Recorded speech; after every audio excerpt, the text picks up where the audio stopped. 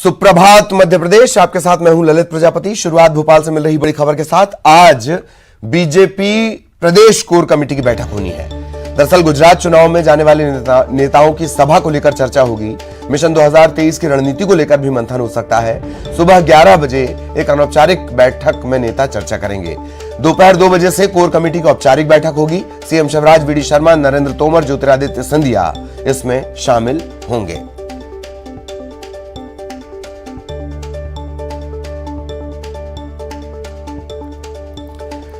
तो आज BJP core committee की बैठक है। भोपाल में यह अहम बैठक है। गुजरात चुनाव में जो नेता जाने वाले हैं उनकी सभा को लेकर चर्चा, मिशन 2023 की रणनीति को लेकर मंथन, 11 बजे एक अनौपचारिक चर्चा और दोपहर 2 बजे कोर कमेटी की औपचारिक बैठक।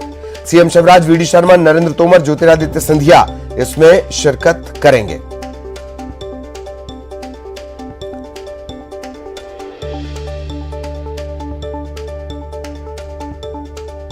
दोपहर 2 बजे कोर कमेटी की औपचारिक बैठक होनी है। गुजरात विधानसभा चुनाव और उसमें मध्य प्रदेश के जो नेता हैं उनकी जिम्मेदारी, भूमिका तय की गई है।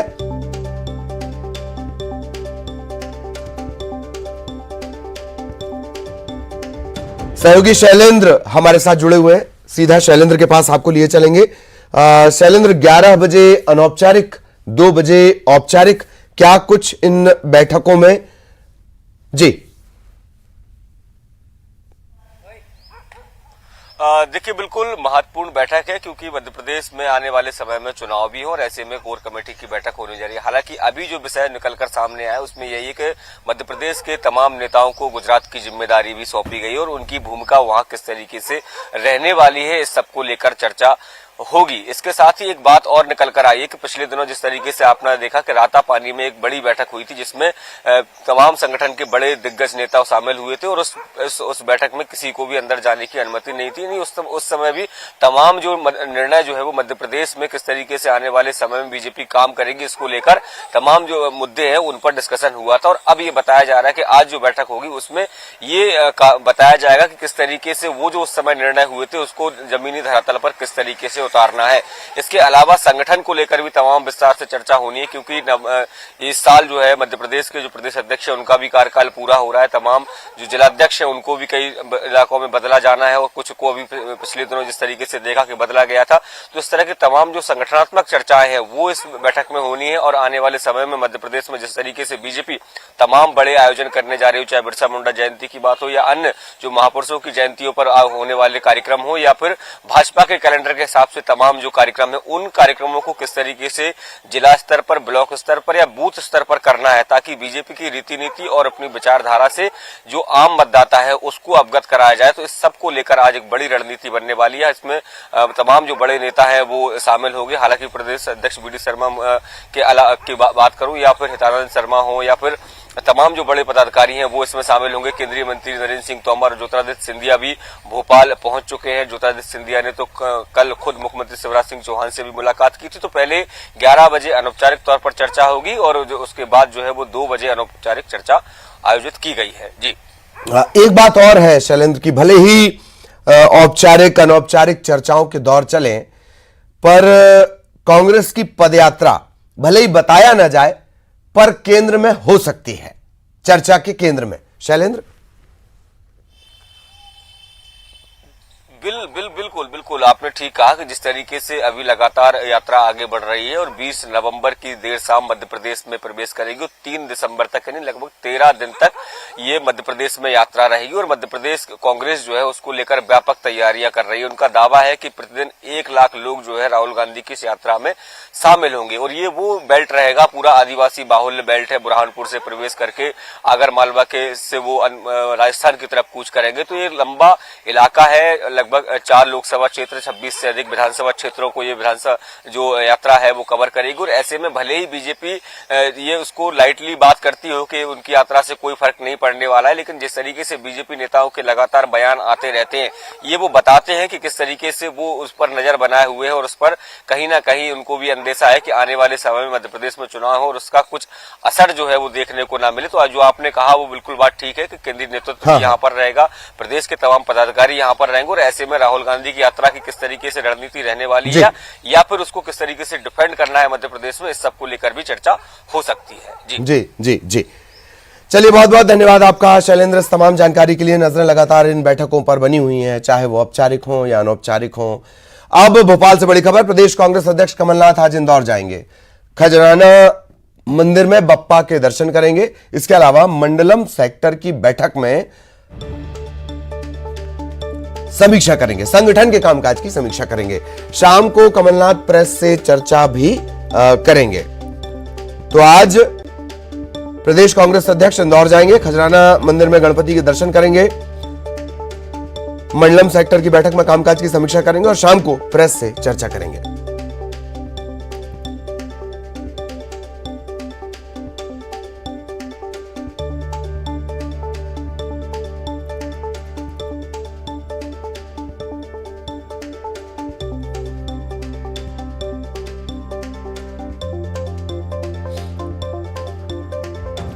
प्रदेश कांग्रेस अध्यक्ष कमलनाथ का इंदौर दौरा, खजराना पहुंचेंगे, गणपति बप्पा के दर्शन करेंगे।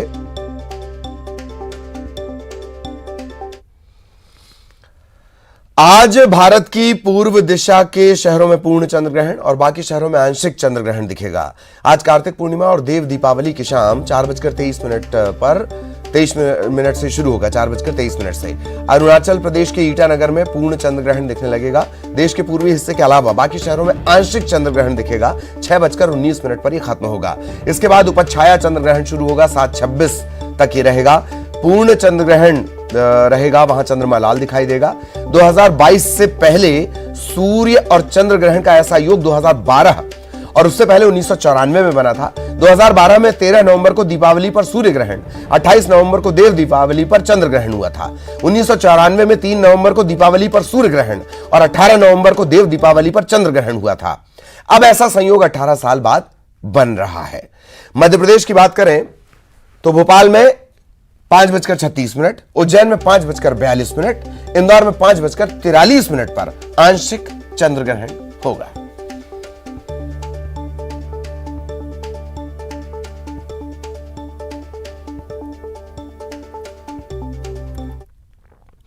खबर भोपाल से, निवेश को लेकर सीएम शिवराज का दौरा, निवेश को न्योता वो देने जाएंगे। देश के बड़े शहरों में वो दौरा करेंगे। 10 नवंबर को मुंबई जाएंगे मुख्यमंत्री शिवराज सिंह चौहान, उद्योगपतियों से मुलाकात करेंगे, निवेश पर चर्चा करेंगे, इन्वेस्टर्स समिट जो होनी है उसके लिए न्योता देंगे, निमंत्रण देंगे, आमंत्रण देंगे।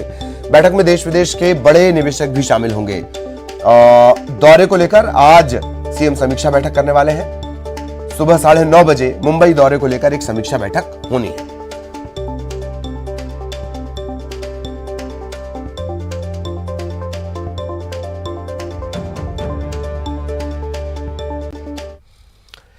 बेहद महत्वपूर्ण खबर, इंडियन नेवी के 8 पूर्व अधिकारियों को खाड़ी देश कतर की सरकार ने हिरासत में रखा है। इसे रहस्यमयी गिरफ्तारी भी कहा जा रहा है। यह अफसर बीते 70 दिन से कतर की राजधानी दोहा में एकांत कारावास में है। हिरासत में लिए गए अफसरों में पूर्व कमांडर पूर्णेंदु तिवारी भी शामिल हैं और ग्वालियर में रहने वाली कमांडर की छोटी बहन ने ट्वीट कर सरकार से भाई समेत सभी जो अफसर हैं इनकी भारत वापसी की गुहार लगाई है। कतर की तरफ से कोई आधिकारिक बयान नहीं है और कतर की एक कंपनी अल जाहिरा अल आलमी कंसल्टेंसी एंड सर्विसेज इसके लिए सभी काम कर रहे थे।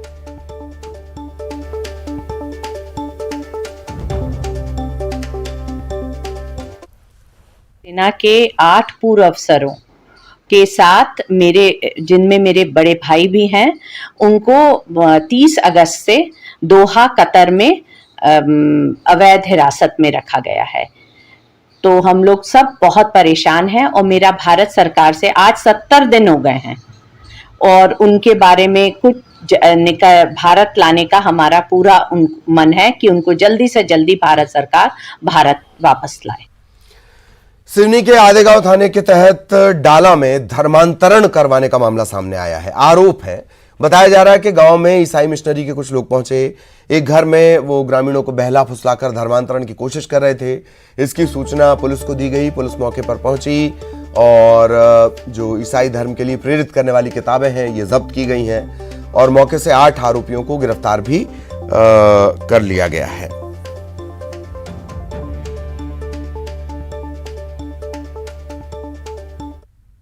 ईसाई मिशनरी का प्रचार प्रसार और धर्मांतरण के मामले में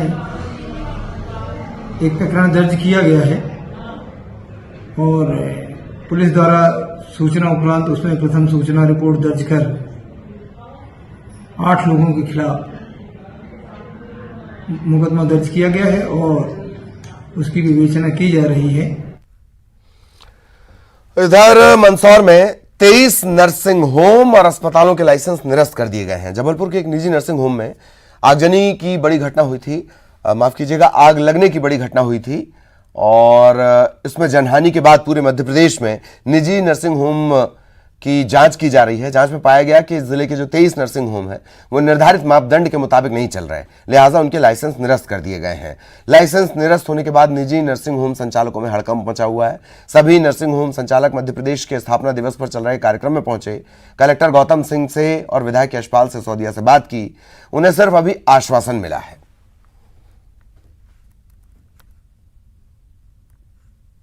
कलेक्टर साहब से हम सब लोग मिले हैं और उन्होंने हमें वापस से उनसे मिलकर और प्रक्रिया को पूरा करने के लिए जो समय है उस समय तक कार्यवाही करने के लिए बताया कि आप इन सब चीजों को पूरा करें और तब तक कार्य करने के लिए उन्होंने हमको दिया है आश्वासन कि हम आपकी जो है पूरी हेल्प करेंगे। इसमें था जांच हुई थी, जांच के बाद जो कमियां पाई गई उसी के आधार पर संबंधित जो अस्पताल हैं उनके जो कर्ता धर्ता है प्रमुख है उनको एक कारण बताओ सूचना पत्र भी जारी किया गया था। उनसे जवाब लेने के बाद जो मुख्य चिकित्सा स्वास्थ्य अधिकारी उन्होंने अपने स्तर पे, चूंकि पंजीयक वही है तो उन्होंने अपने स्तर पे निर्णय लिया है। सिवनी के घनसौर में खाद और बीज न मिलने से परेशान किसानों ने जमकर हंगामा कर दिया। दरअसल किसान खाद बीज लेने के लिए घनसौर सोसाइटी गए हुए थे, खाद बीज मिला नहीं, गुस्सा गए, हंगामा शुरू कर दिया। किसानों ने सोसाइटी प्रबंधक पर खाद बीज व्यापारियों को सप्लाई करने के गंभीर आरोप लगाए। किसानों ने चक्का जाम की कोशिश भी की। इस बीच घनसौर पुलिस मौके पर पहुंची, समझा बुझाकर किसानों को शांत कराया गया और खाद बीज का वितरण करवाया गया।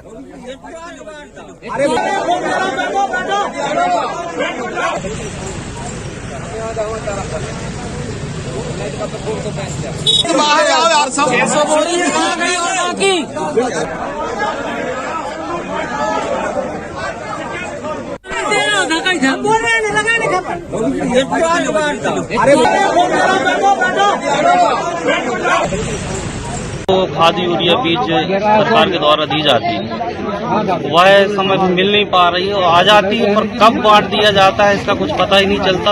यहाँ पर किसान जो है आंदोलन करने में विवश हो जाते हैं। कई बार उनको कहा खाली हाथ लौटना पड़ता है। अभी 15 दिन से रोज किसान सुबह से 6 बजे।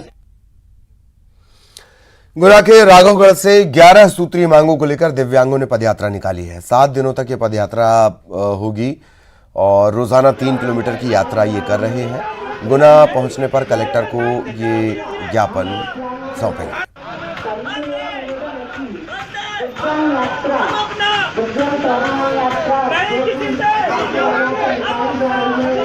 हर वर्ग के लिए काम करती है तो दिव्यांग वर्ग को हर सुविधा से वंचित क्यों रखा जाता है? क्या हमें हर सुविधा का अधिकार नहीं है देने का? हम भी तो सरकार की और समाज की रिस्पॉन्सिबिलिटी है, जिम्मेदारी है। सरकार हमें भी अपनी जिम्मेदारी समझे और हमारे लिए भी कल्याणकारी योजनाएं बनाए और हमारे लिए भी काम करे, बस यही चाहते हैं। और कौन सी मांगों को लेकर पैदल यात्रा निकाली जा रही है? देखिए, पेंशन सबसे पहली मांग इसमें पेंशन की रखी है हमने। आज पेंशन दी जाती है दिव्यांग को 600 रुपये। स्थिति ये है कि दिव्यांग 600 रुपये की पेंशन लेने के लिए 400 रुपये की टैक्सी करके बैंक तक जाता है, तब उसे 600 रुपये की पेंशन मिलती है। ग्वालियर में मिठाई कारोबारी के साथ मारपीट की घटना सामने आई है। मिठाई कारोबारी मोहित गुप्ता के साथ मावा कारोबारियों ने दुकान में घुसकर मारपीट की है। ये घटना जो दुकान में सीसीटीवी लगा हुआ था उसमें रिकॉर्ड हुई है। मुरार थाने के गंगामाई संतर की घटना बताई जा रही है। शिकायत के बाद पुलिस ने नरेश चौहान, हरिओम और विजय तोमर इस पर मारपीट का मामला दर्ज किया है।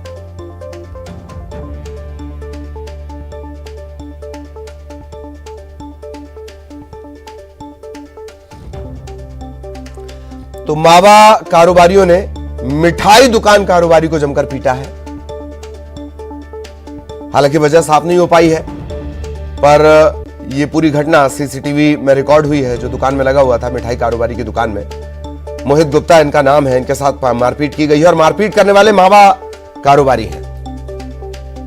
नरेश चौहान, हरिओम और विजय तोमर पर मारपीट का मामला दर्ज किया गया है।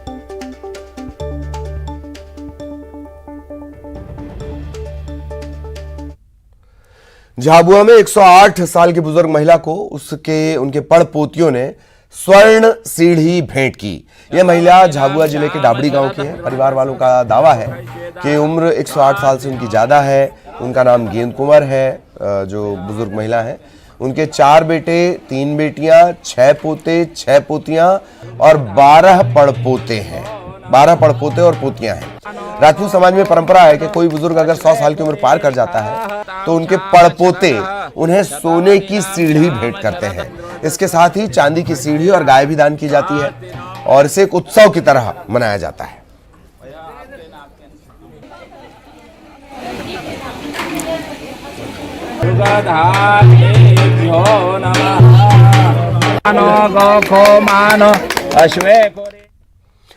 उमरिया से एक मजेदार वीडियो सामने आया है। इसमें एक भालू मधुमक्खी के छत्ते से शहद का स्वाद चखते हुए दिखाई दे रहा है। यह वीडियो नौरोजा हज के देवगवा गांव का बताया जा रहा है। वीडियो वायरल होने के बाद वन विभाग की टीम को भी इसकी जानकारी मिली है। टीम मौके पर पहुंची और फिर इस भालू को जंगल की तरफ खदेड़ा गया।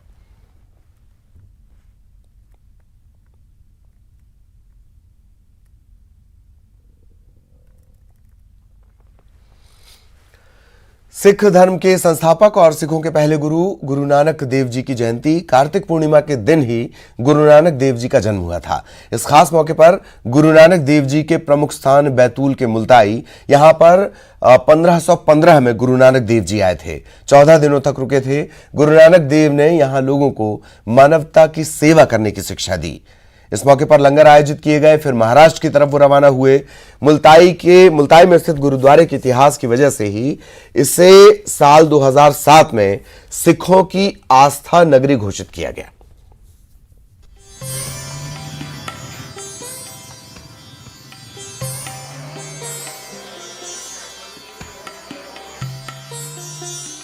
ये है बैतूल की धार्मिक नगरी मुल्ताई। ये पवित्र ताप्ती नदी का उद्गम स्थल है और सिखों के पहले धर्मगुरु, सिख धर्म के संस्थापक गुरु नानक देव की स्थली भी। इस नगर से कई पौराणिक मान्यताएं भी जुड़ी हैं। इस पावन भूमि पर 1515 में गुरु नानक देव के चरण पड़े थे। गुरु नानक देव ताप्ती उद्गम स्थल पर पूरे 14 दिन तक रुके थे, जिनके कई प्रमाण आज भी मौजूद हैं। 1515 में तो बहुत ही अलग टाइप का ही स्वरूप रहा होगा, क्योंकि देश भी आज़ाद नहीं हुआ था। बहुत साल हो चुके हैं।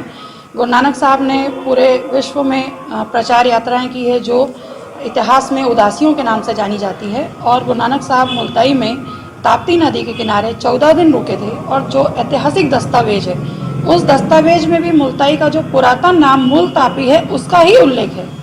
गुरु नानक देव मानवता और धर्म का प्रचार करने पूरे विश्व की यात्रा पर निकले थे। उनकी यात्रा की खासियत ये थी कि वो नदियों के किनारे ऐसे स्थानों पर रुकते थे जहां श्रद्धालुओं की भीड़ और मेलों का आयोजन होता हो। ऐसे स्थानों पर ज्यादा से ज्यादा लोगों के बीच वो अपना संदेश पहुंचा देते थे। इसी तरह का स्थान मुल्ताई का ताप्ती उद्गम सरोवर भी है, जहां वे 14 दिन तक रुके थे। गुरु नानक साहब ने अपनी कई किलोमीटर लंबी यात्रा की है और वो देश नहीं विदेशों में भी गए हैं। और जो ऐसी जगहें होती हैं जहाँ पे नदियाँ, मेले और हाट बाजार ऐसा होता है, यहाँ पे लोगों का जमघट इजी मिल जाता है। तो अपना जो वो मैसेज है वो बहुत ही कम समय में बहुत सारे लोगों तक पहुँच जाता है। इसलिए गुरु नानक साहब ने इन स्थानों को प्रमुखता से चुना है। गुरु नानक देव ने मुल्ताई के ताप्ती सरोवर पर लंगर आयोजित किया और सर्वधर्म सद्भाव का उपदेश देकर महाराष्ट्र की ओर रवाना हुए।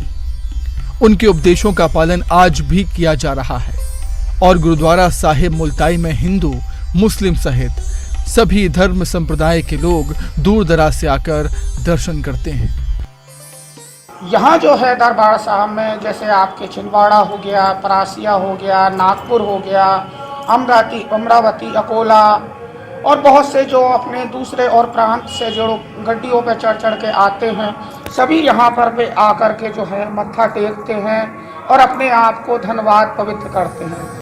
मुल्ताई में सिख समुदाय काफी कम संख्या में है, लेकिन कार्तिक पूर्णिमा यानी गुरु पर्व पर हर साल ताप्ती तट पर आने वाला कोई भी श्रद्धालु लंगर चखे बगैर नहीं जाता।